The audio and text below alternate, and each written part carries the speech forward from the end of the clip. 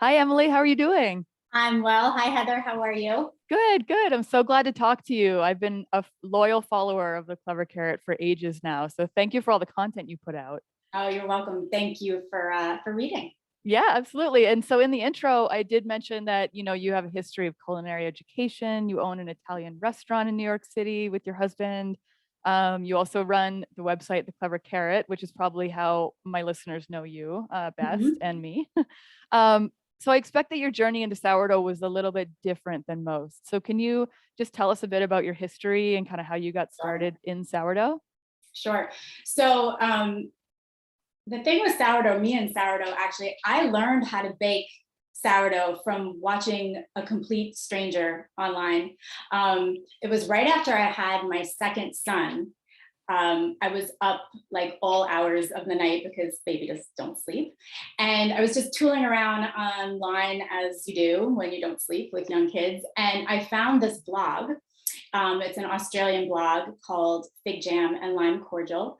And I just couldn't stop reading it. I was so inspired. And the whole blog was about this movement towards a more self-sustainable living in urban Sydney, right? So Celia, the woman who authors the blog, she wrote about like all the things, gardening in her backyard, chickens, making jam, all the things. And I'm like, you know what? When I get some rest, I'm going to do all the things. I'm going to garden. This was just so inspiring, right? So Yeah. she then moved on to baking sourdough.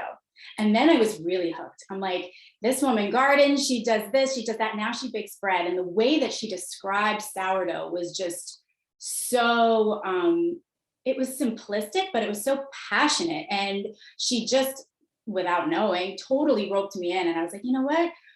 I'm into this. I really want to learn how to bake this sourdough. What is this sourdough starter that she's talking about? What are you talking about? Wild yeast and naturally leavened dough. And I was so curious and so inspired. And her enthusiasm about baking bread was just so infectious that I knew that I was going to get into this. So I contacted her, and this is a while back. You're talking like 2012, maybe it was 2011. I don't remember. Um, and I said to her, I said, hey, I'm thinking about getting into sourdough. And she's like, no worries. Let me send you some of my sourdough starter. And I'm thinking, okay, I'm in it now. So she sends me, because like I really didn't know. So she sends me her sourdough starter from Sydney, shows up to my house, and that was it. I just pretty much like dove in right when I got it. It was like kicking off the side of the pool and just going forward kind of thing. And that's how I got started. And I sort of learned on the fly. I followed her tutorials and sort of her simplistic method and embracing the whole process. And that's how it all began. That's amazing. So by the time you got the starter from Celia, it sounds like you had already graduated from culinary school. Is that right? Yeah. Oh, yeah. I graduated from culinary school, I think, my gosh, I don't even remember. I want to say 2004, maybe. So then we're talking 2011, 2012. I'm talking to Celia, and sourdough's starting to come into the picture. Yeah. So there was a big gap after school and bread. Yeah, so that's so fascinating to me because like coming from someone who knows food and is, classically trained in food and you really know baking, cooking, what excited you most about sourdough itself? So two things. One, going back to Celia, it was her enthusiasm about it that I was like, I really got to get into this, because I had baked bread before, but I wasn't that excited about it. There was something about this that seemed magical, mysterious, challenging, all the things. So I wanted some of that. I wanted that. I wanted that experience. So that's what drew me to it. But also just knowing that the taste of sourdough is just completely different than regular bread made with instant yeast. Has a more complex depth of flavor. It's a little bit chewier, the texture. So it was just interesting to me from a culinary perspective to just take on something new, try something different, and see where it would all lead to. Yeah, that's I love that story because you're looking at it through a different lens, I think, than all of us, but also it sounds like a similar lens. Like you're like, geez, what is this mysterious creature? What Oh do I yeah, do with this starter? How do I make bread? yeah, and I'll tell you, back then, there was no information online about sourdough. I mean, there were some articles, but they were like really either dated or there just wasn't enough. There's not the amount of information like, you know, you go on today and you see there's a ton of information. So what's interesting is I didn't have the opportunity to research that much. I had to like learn myself. I had to teach myself. I had to really trust myself, take my own notes and just go with what I knew because I couldn't really compare it to anything else. Which actually then inspired me to write a beginner's guide for sourdough bread to help others because it was just sort of like a natural progression. But yeah, it's just interesting how this ancient traditional art is having its moment now, all these years later from writing that post, and you know, it's become very popular. Yeah, and I think I saw somewhere, of course, when I was researching you and your blog and stuff, I saw that you had mentioned somewhere that it's still your most popular piece on your blog is that beginner's guide. So Yeah, it's kind of held steady all these years. It's yeah, amazing. yeah. Yeah. Thank you. Yeah, and so I feel like, and maybe you feel the same way, and I think a lot of food bloggers and home bakers alike kind of might share my view, but the website blog, like food blogging world, is getting a little oversaturated. I feel like, especially not maybe especially with sourdough, but when a beginner's starting out with sourdough, I always hear on my Sourdough Mamas group on Facebook that there's so much information, there's Yeah, conflicting information, it's too much. So you almost kind of got in at a good time because you were able to do it yourself. I mean, you probably could have done with a little support, or right. a quick Google search would have probably helped you. But it sounds like that was a good time to get in because you had to learn it yourself and based on other people's knowledge, like Celia. Like, were you checking in with her, asking her a Yeah, million questions? yeah. I checked in with her, and we had like a small group of friends at the time, all doing the same thing. But what was interesting was because it was so simple, there were no opportunities to overcomplicate it and to overthink it at all. None of that stuff came up. So yeah, we checked in with each other, but that, you know how there's that like angst and that fear that sort of surrounds sourdough, like why Yes. didn't I get the open crumb and why doesn't my bread look like yours? None of that existed. It was just maybe you had a few loaves that weren't so great, they were a little dense, but that was it. That's where that conversation began and ended. So we just kind of just checked in with each other and just had fun with it, just really, really had fun with it.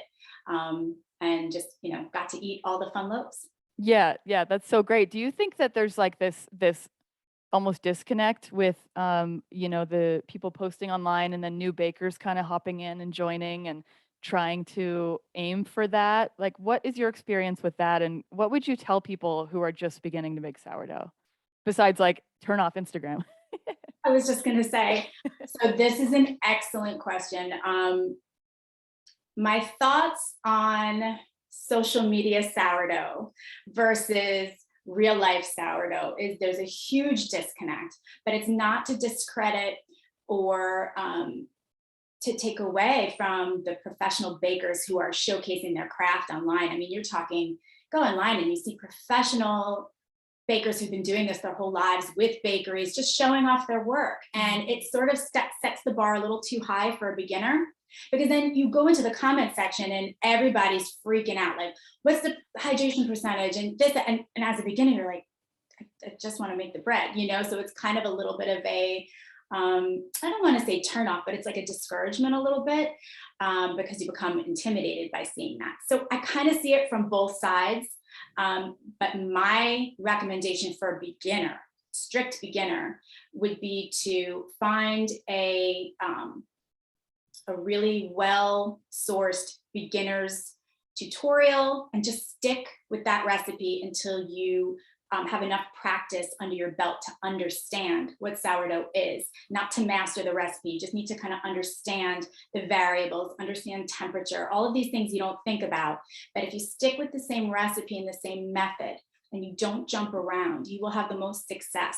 Because once you start cherry picking from different recipes, different people, different bakers, you're going to mess up. There are way too many steps involved, and they all build on each other. And I might like your fermentation style and how you feed your sourdough starter and the flour that you're using. And if you keep making all those changes consistently, you're not going to know where you went wrong or where you went right. So again, circling back, I would just take one recipe, basic, simplified, and do it enough times until you understand the understanding of sourdough. Yeah, I think that is excellent advice. And that's one thing that I kind of reiterate time and time again too, is that if you do make, stick with one recipe, do it over and over again, exactly what you said. And if you do make a change or you want to make adjustments, do one change at a time so Yes. you can see the effect it makes. And then the next time do your second change and Yeah. so on. Because you're right, you're going to look at it. You might get a perfect loaf of sourdough, the exact loaf you've always dreamed about, Yeah. Yeah. and you don't know how you got it. Like you don't know what made the difference.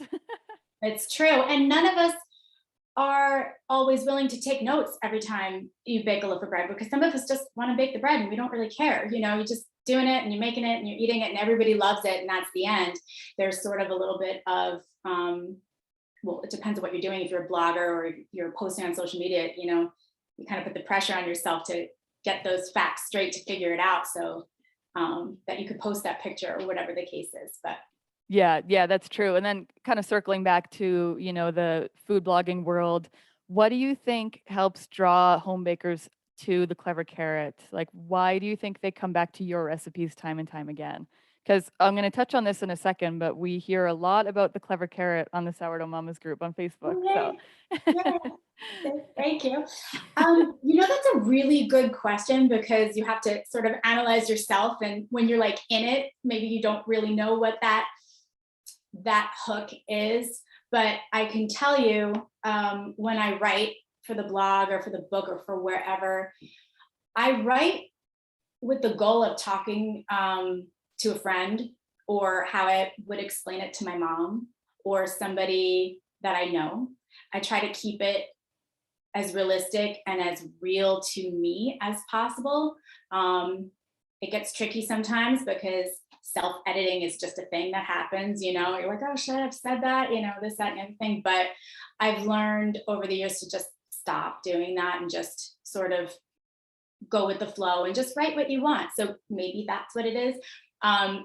And that's with respect to tone and how the material is presented. But with sourdough specifically for my recipes, I'm not into getting super scientific or technical or listing 4,000 steps, because I write for home bakers who have families, who are short on time, who have kids, and I can teach you how to deliver a product that's excellent without having to, open up a notebook every single time. If you want to do that, that's great. And I respect that too.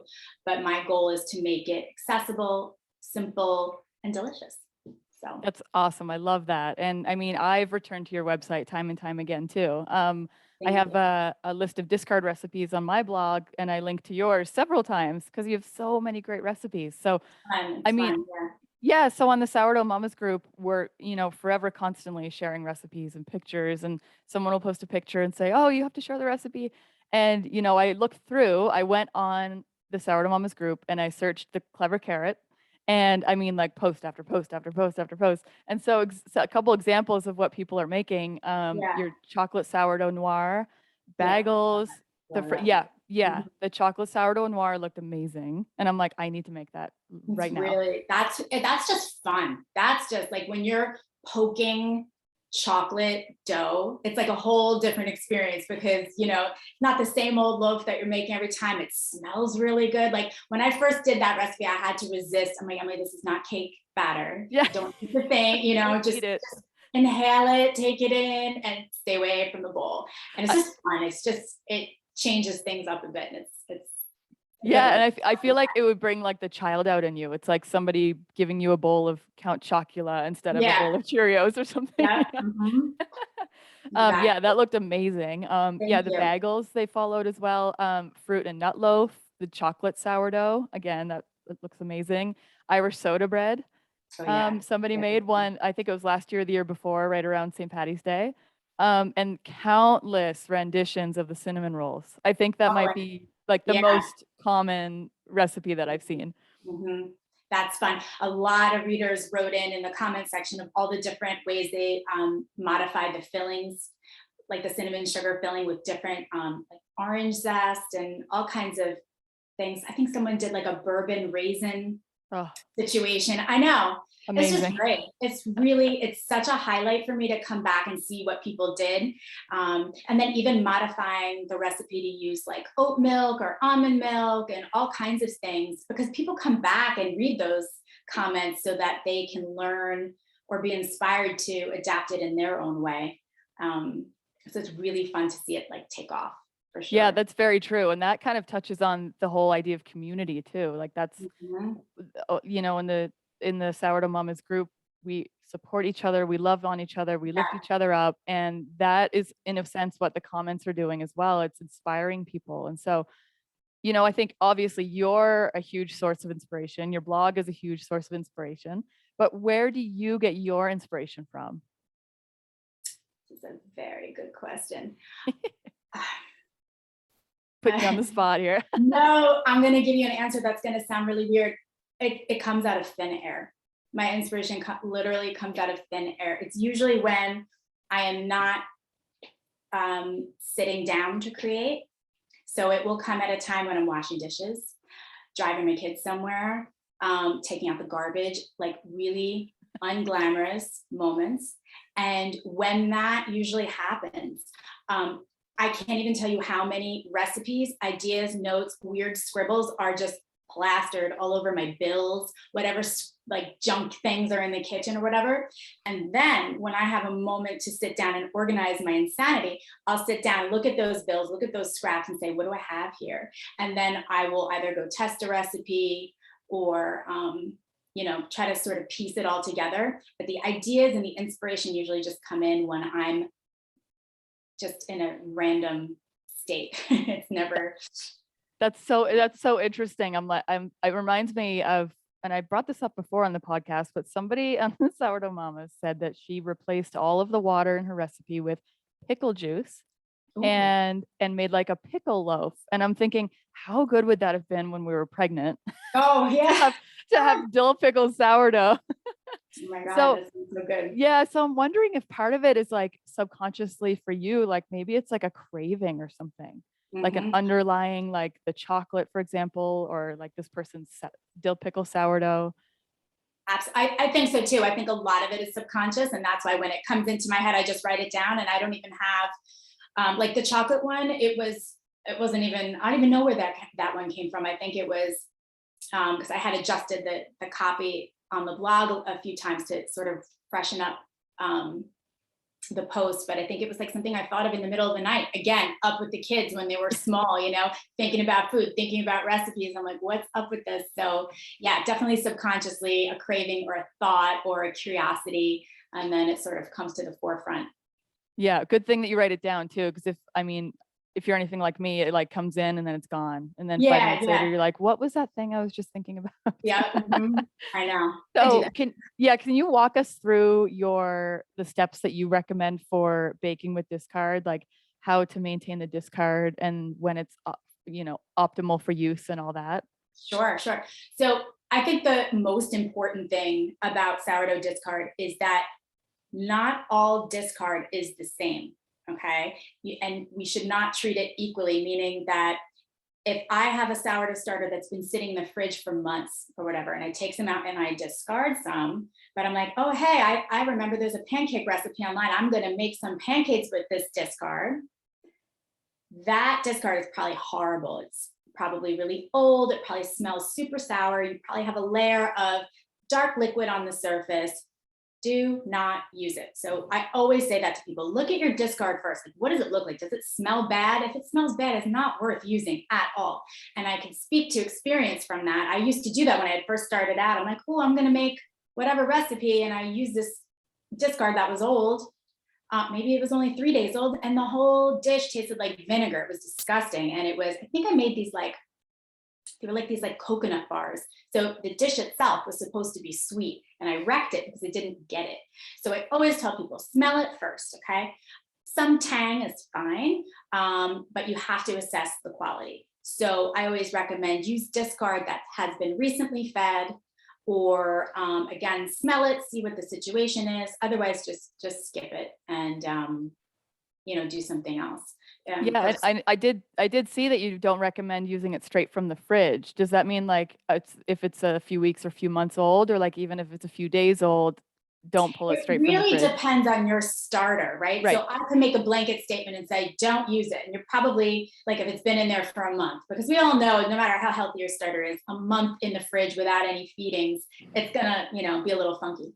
But it's hard to tell somebody that doesn't have the experience with their starter. It's hard to explain that to them until they go through it. So Hmm. I would rather caution them not to use it rather than be like, oh yeah, any discard is fine, because then they'll end up wrecking their recipes. So Yeah, I actually, speaking of that, I did like ages ago, I made sourdough waffles with like a 2 or 3 week old discard in my fridge, and it yeah, was so overpowering that, yeah, and it all worked, and they rose beautifully, everything, but the flavor was so bad that we yeah, couldn't even eat them. I know, So based on that experience of my own and like also playing with discard and stuff, generally what I recommend is like no older than a week, like right, collect it over a week. And yeah, then if it's at the end of a week and you're not going to bake, dump it and right, start again. right, Or, you could always refresh that discard too. I actually did that the other exactly, day, but yeah, yeah, is that something also that you would kind of recommend, like a feed, hundred almost percent. feeding your discard? Like it's such a weird concept, but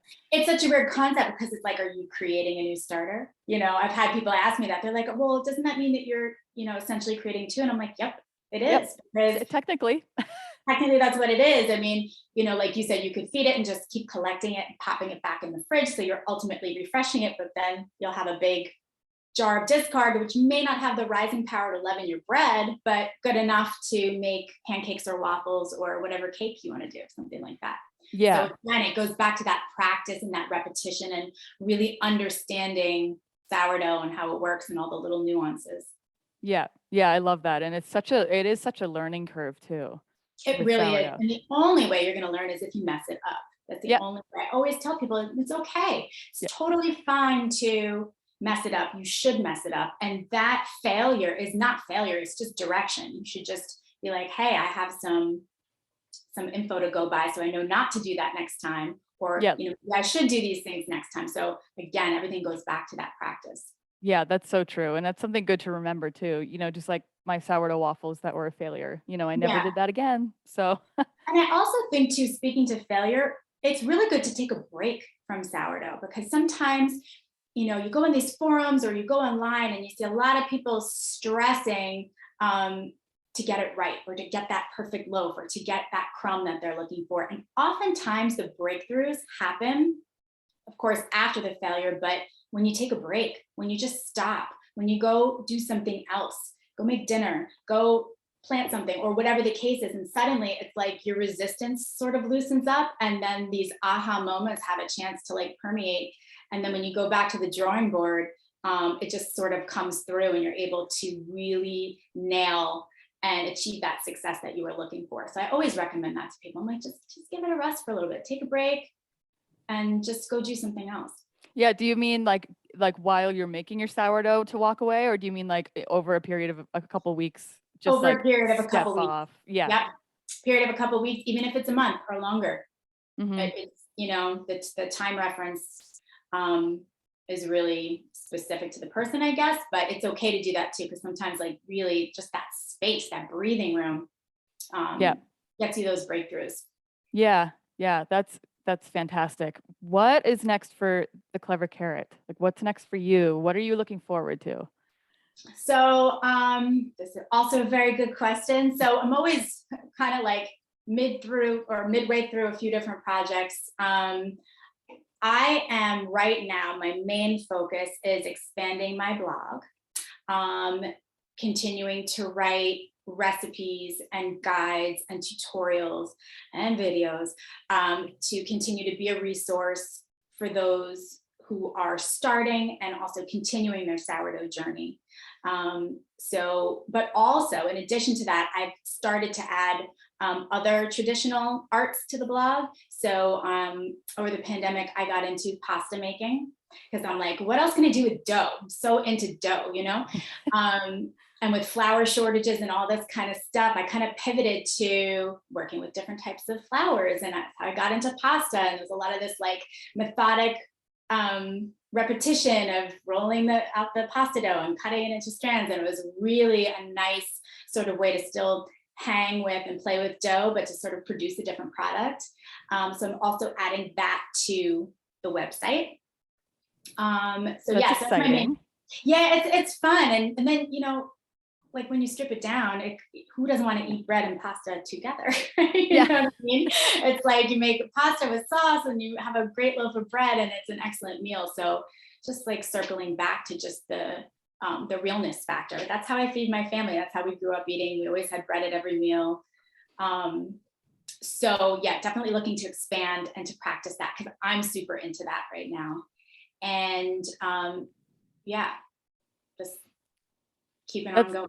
Yeah, so I want to know more about the pasta making because I've seen and I've never tried it, but I know, you see the little videos of them making a little well with the flour and putting the eggs inside and stuff. Yep. So, I mean, just as like a complete novice who's never tried it before, what is it like to make pasta by hand?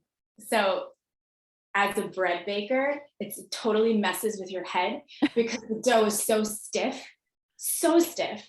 You could barely knead it by hand, and all you want to do is add water to it. And you can't because pasta dough has to be super, super dry. Otherwise, when you go to roll it out in the pasta machine, it'll just stick all over the place. Oh. So the first thing is, while it looks beautiful, if you are coming from being a bread baker, you have to just completely switch your mindset and say, okay, this dough needs to be dry, resist the urge to add more liquid. So that's step one. Okay. But once you get into it, it's just a different type of dough. Once you knead it, it's got this, it's not stretchy and elastic like bread dough. It's more like when you're done kneading it, it has this talcum powder-like finish, like this smooth finish on the surface. Feels so, so beautiful. And after you give it a rest, you can come back to it as early as 30 minutes later to roll it out and to make your pasta. And there's a few different ways to do it. The traditional way that you see online, you make the well with the flour and you put the eggs in the center and you mix everything and you add just enough flour to get the consistency right. But again, for beginners, that's so tricky. It's like, well, what is the right consistency? Right. Again, dry, super dry.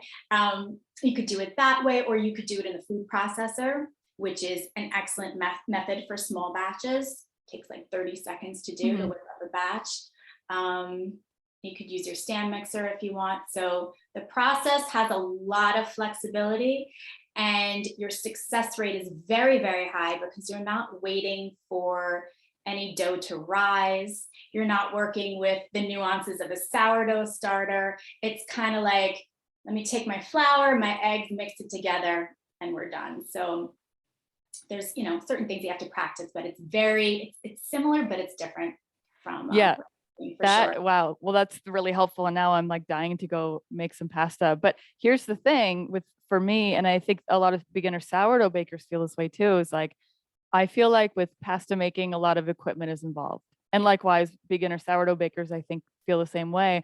But there are like, hacks and workarounds and stuff for sourdough baking. Do those exist for pasta making too, for the roller and the cutting and everything? So I think for pasta making,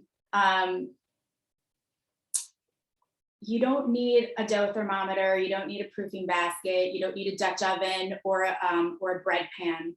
So you have a little bit more flexibility. I mean, you can make the dough in a bowl. You don't need the food processor, and you definitely don't need the stand mixer, but you do need something to roll out the dough into sheets, because the way it works is you roll them into sheets first and then you cut it into pasta. And you can use a rolling pin, but I don't recommend that if you're a beginner, because you need to get it super, super thin, so thin that you can actually see your hand through it. And it's just not realistic if you're a beginner, because you can be like, it's going to take you forever and you need a ton of space. So I don't recommend that. So the only additional thing that you would need to get is either the pasta roller itself, like the machine, the hand crank one, or if you have a KitchenAid stand mixer, they make the attachment for you. So if you already have the mixer, you can make a small investment to purchase the roller. Otherwise, yeah, you do need to get the hand crank, or if you want to just like roll up your sleeves old school and roll it out and get everyone out of the kitchen while you do it, go for it. And then that's like, you're my hero. Yeah, just take out all your stresses on your rolling pin. Absolutely. And then it's like when I love going on YouTube and watching like old ladies on YouTube, just like get in it and do the thing with I love it. They are my heroes. But I look at them and I'm like, what am I complaining about? If they can do that, I can do that, and they just roll the dough and it's gorgeous. And for me, it's very entertaining and inspiring to watch. So Oh, that's so fun. Do you have the pasta stuff, information and recipes and things like that on the blog now, or is it I coming? do. Yeah. If you go right Okay. to the homepage, there's a beginner's guide right there. It'll walk you through all of your options. I give you budget options too, because that's the other thing. It's like you don't want to go out and spend all this money on a craft that you don't know if you're into yet. So I give you options on things to buy, things not to buy. Like I said, you don't need the food processor, but if you have it, you could use it. Yeah, Yeah, all the details are there. that's awesome. So Recipes, helpful. sauces, all kinds of stuff. Yeah, it's just really got into that during the pandemic. It was really, not only is it's that same reward that you get when you make a loaf of bread and you're like, oh, this is so good. So it was that same feeling, but also to be able to do a fun craft that was therapeutic and you sort of just like get lost into it. And it's a fun distraction from all the lovely world events. Yeah, right. I Going know. on. No kidding. So you have 3 boys. We talked about this before we Yeah, started recording. 13, 11, and three three and a and a half. half. Yeah. Mm-hmm. So did they ever come in the kitchen with you and bake or cook with you at all? Does Yes. anybody have that spark? Yes. So Yeah. my older one, definitely, he always comes in. He always asks to shape the dough, make pasta, whatever. He's in it. My middle one, my 11-year-old, he's more into eating it. He's kind of like, if everybody else does the work, I'll just eat it. I'm like, smart kid. Yeah. And my little one, he loves it. He's super into it. So usually when I make pasta, I have a bag of semolina flour just for him, and I put it on a sheet pan, and he comes over with his construction vehicles and he'll scoop it up and dump it and whatever. So he's occupied while I'm Love trying to it. do my thing. He's so in it. He loves it. It's That's awesome. It's so funny because I've always tried to get my kids into like getting their hands in the dough, like yeah. during or after the auto lease when we're mixing in the salt and stuff. I'm like, yeah, poke your fingers in there, get them. And neither of them really like to. Yeah. And then one day I had a friend over and she had her daughters here, and her daughters, in between my daughter and son. So she's about like 4. And she came right over and I'm like, and she's watching me. What are you doing? I'm like, I'm making dough. She's like, oh, and I put it down and I showed it to her. I was like, do you want to touch it? She's like, yeah. And all 10 fingers right in there. And she's like Oh, that's mashing it awesome. up. And I'm like, yes, this is what I wanted my kids to do. Yeah. So she and That's I mixed cute. the bread together. So that was really cool. I love having kids in the kitchen. I Yeah. mean, it's a disaster, but it's seeing their Listen, eyes light up, yeah. And if you can't beat them, just join them at that Yeah. point. Just you're going to clean the mess anyways. I learned that the hard way. Yes. Uh-huh. Yeah. Flour everywhere. Totally. It's a total mess, a complete disaster. Yeah, yeah. So kind of wrapping up and Yeah. circling back to beginner bakers, is there one kind of thing that you like to tell beginner bakers to kind of keep them in the game? Because there is a lot of frustration. There's so much challenge with sourdough. Is there like one kind of piece of advice that stands out to you that seems to help, keep them coming back? Well, Or 2 or 3? yeah, no, absolutely. I was just actually thinking about the first part of what you were saying, how there is that frustration that surrounds sourdough. And it's such a shame because it it's a age-old technique, right? That was, I think back to our ancestors when they did it. I'm like, I wonder if they worried as much, when they were making the bread dough and this kind of thing. And I always say, like, just try to pretend like you know nothing. You don't know what's on the other side. You don't know about the pictures that you see online and all that kind of stuff. Just go for it. Like a kid, kids sit down, they color, they get stuck into an activity and they're not really worried about the outcome so much. I would say just dive in, don't overthink it, don't worry about the outcome. And sort of circling back to what we talked about earlier, it's okay if you mess up. It's just, eat your mistakes, take note of your mistakes, and take a break if you have to. But don't give up. I don't think giving up is the way to go. It's just sometimes you have to work through those blocks and all that other kind of stuff. But to just don't overthink it. Yeah, that's great advice. And speaking to taking breaks, when I learned how to bake sourdough in San Francisco, so in the Bay Area, the home of sourdough, and everybody there makes sourdough. Everyone has a Yeah. starter. And then I moved to Colorado where it's, 5,700 feet in elevation, and my sourdoughs were a disaster and I couldn't figure out why. And I gave Yeah. up for like a year. I Yeah. just said, I can't do it. I can't bake sourdough here. I quit. And then when I Yeah. came back, it's like, aha, like from elevation affects fermentation. There you Yeah. go. So like shorten the bulk and there you go. It's perfect. Yeah, but that's that break, right? That's Yes. that walking away from the process. And you may not have realized that that's, what you were doing at the time, but you're just like, I can't, Yeah. and that's great. So now you do, and now you have that information, and now you can share it with all of us because, baking at high altitudes and elevations, it's not an easy feat, and not all of us have the answers to that because we can't experience that on a day-to-day because we just don't live in those conditions. That's so true. And on, the opposite of that is I came up with this sourdough chocolate chip recipe one day in my kitchen and I was like, these came out great, but I live at 5,700 feet. So I put it on my group, on Sourdough Mamas. And I said, hey, anyone have a chance to test this if you live near sea level? And like 10 Yeah. people were like, just did it. They're great. And I'm like, awesome. That's See, amazing. So that's incredible. I have to have people test out my recipes here if they work down there because it's so different. Yeah, and that's it. You're the point person. Yeah, right. Well, I try. That's good. So this is one of my favorite questions to ask, and I ask everybody at the end of our Okay. interview. Is there anything you would do differently in your journey thus far? In my sourdough journey, Yeah, or anything that comes to mind. the answer is no. I don't think I would have done anything differently. I think that the journey, the road, the process that I had to go through to get to where I am now, I don't think I would have changed a single thing because I'm really happy with what I've learned. I'm super happy with the people that I've met. I'm super happy with the blog and how I'm able to continue to share what I know and the book and things like that. So I think at times when it was frustrating and I thought, oh, maybe this isn't for me or whatever, I'm glad that I sort of stuck with it because I'm happy, definitely happy where I am now. So I don't think I would have changed anything. Good. Yeah, every little mistake, quote unquote, gets us to where we are. It really does. And Yeah. it's so funny, as I'm answering your question, do I have time for a short story? Yeah, absolutely. Okay, so going back to when we were talking earlier about Celia and how I met this stranger online and she sent me her sourdough starter and all this kind of stuff. Her sourdough starter is pretty famous. Her sourdough starter, she must have shared it with hundreds, if not thousands of people all over the world. I mean, you name it, in Singapore, Dubai, UK, all over the place. And we are all part of this family tree because we each have a piece of her sourdough starter. Wow. So going back to, do I want to change anything of my story or anything like that? No, because I think back to this big family tree that I'm a part of and this big movement that has inspired so many, especially during the pandemic.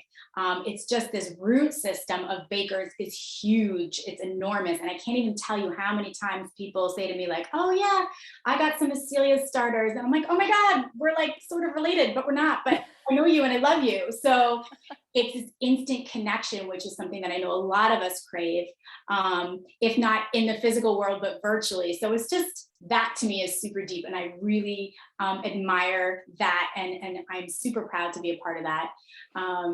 So yeah, that's probably like up there for me on things that I love. Yeah, and I saw on your blog that you are also selling your starter, which is kind of selling, that It's tree. part of So the family partaking in the tree. tree. Yep. Yeah. Yep. That's amazing. So if you guys love that story, head over to the Clever Carrot and grab some of Emily's starter, which is actually Celia's starter. Yes. I And always join tell that her, I'm tree. like, if it wasn't for you, I wouldn't be here. I'm like, keep going, keep baking, keep doing it. So yeah, it's a cool thing to be a part of, I think. It's fun. Yeah, no, it absolutely is. It's like a little sourdough network. I love it. Uh-huh. So what's the best way for listeners to find you? Best way for listeners to find me, definitely go over to the blog, clevercarrot.com. I'm also on Instagram and Facebook, but definitely most active on the blog. So if you have a question about a recipe or something from the book, it's easiest for me to answer it in one spot, which is on the blog.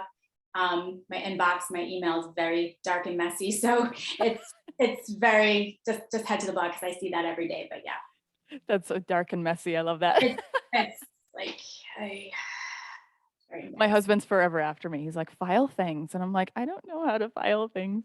No, but then the time it takes to file the thing, you're over it. You're just like, I can't. I got to go do the next thing. Yeah, yeah. On to the next thing. Well, our inboxes probably look the same. I think so. Yeah. But yours is way cooler because you have the autoresponder. But I think I might do something like that. Yeah, I need it. It's definitely necessary. Well, thank you so much, Emily, for joining me and sharing your knowledge about sourdough. This has been super fun, and I really, Super really fun. appreciate it. Awesome. Thank you so much, Heather. This is very, thank you for taking the time to have me. So it was a lot of fun and super glad to meet you. Yeah, you too. All right. Thank you so much, Emily. Okay. Take care.